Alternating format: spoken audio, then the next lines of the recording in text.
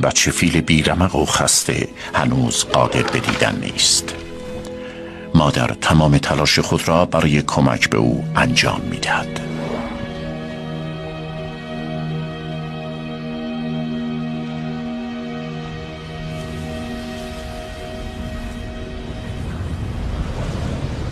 اکنون طوفان در حال فروکش است، اما همه فیل‌ها چنین خوش شانس نبودند.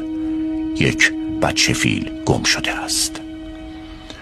خسته و بیرمق از تشنگی رد پای مادر را دنبال می کند، اما متاسفانه در جهت اشتباه.